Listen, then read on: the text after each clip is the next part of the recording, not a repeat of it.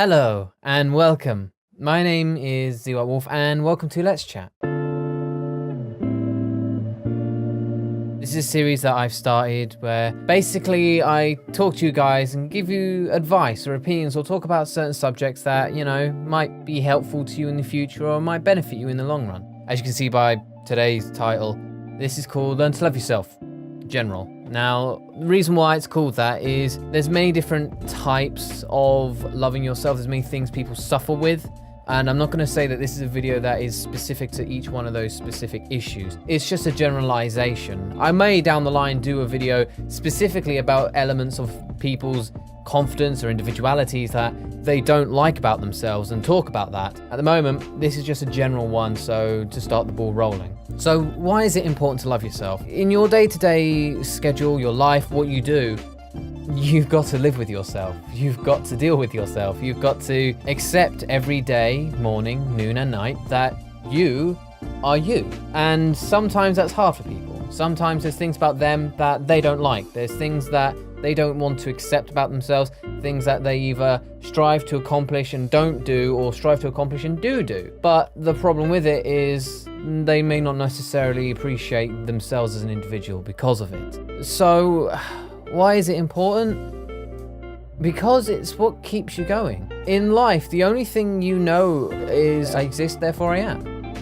And if you can't tolerate your own existence, then you aren't really you. So let's talk about ways that we can help or build upon this. The most crucial thing I found, as well as in general, is to open up, right? You can open up to family, you can open up to friends, you can open up to strangers. Now, strangers may not always be willing to listen to everything that you've got, that bothers you or that upsets you, but the more willing to be that completely non-biased on the fence person who can give you the first impression on what you need to get off your chest, really. Sometimes a stranger's ear is always as good as anyone else's. At least you know it's a completely non-biased one, and if you talk to them about the things that you don't like about yourself, at least they're going to give you an upfront opinion. Next, you should sit down and write a list or make a list of everything that upsets you about yourself. Everything that you as an individual hate about yourself. The way you look, the way you talk, the way you sound, the way you act, the way you dress, the way you do and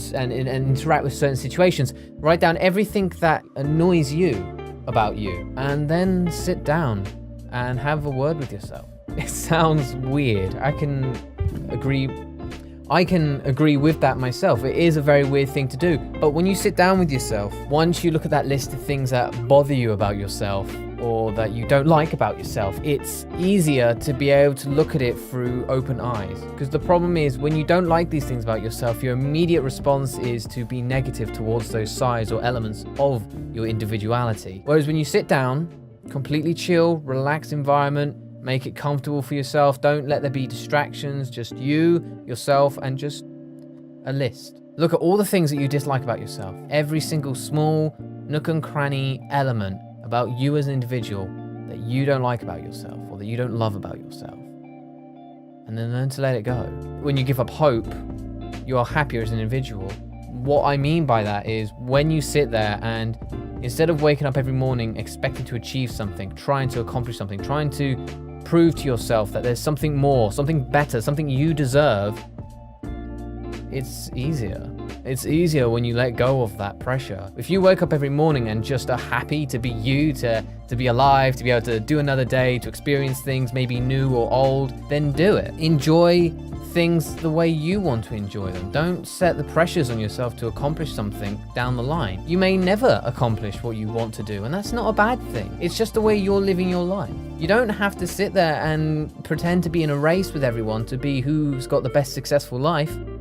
It's your life. Out of all the millions and millions of people who could have been given birth to or could have been brought into this world, you are the person that was brought into this world.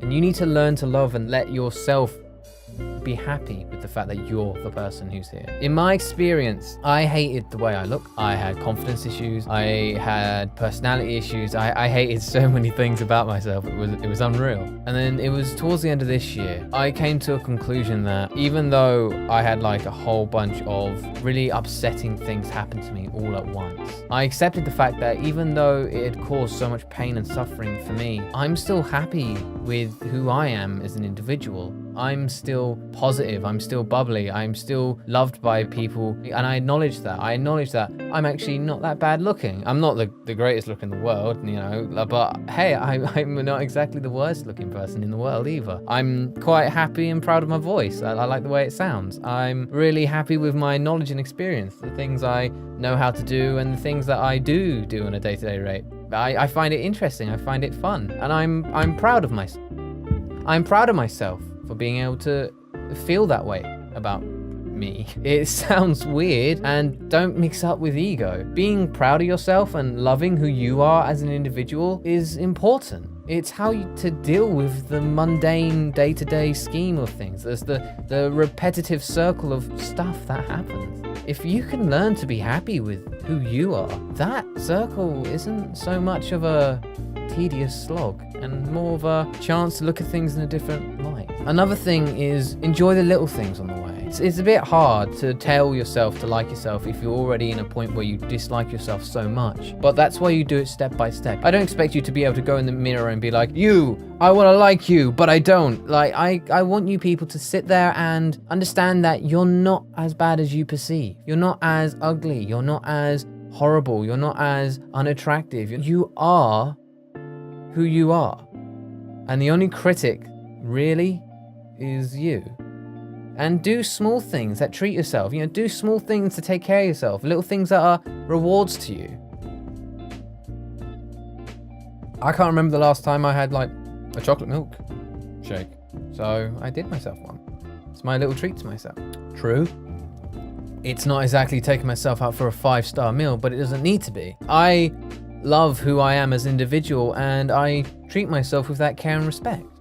I love who I am as a person, and I feel like I should be able to look after myself and give myself the rewards that, you know, I deserve. And that way you can be that way to others as well. You can let others into that world, into that environment, and feel that love as well, you know? If people say harsh things that make you second guess yourself, ignore it.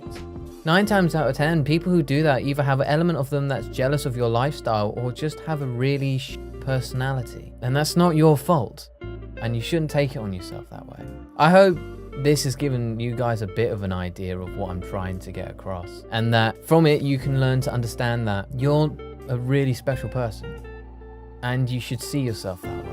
You know that you're not a bad person unless you have specifically gone out of your way to make others pain or sad or feel bad.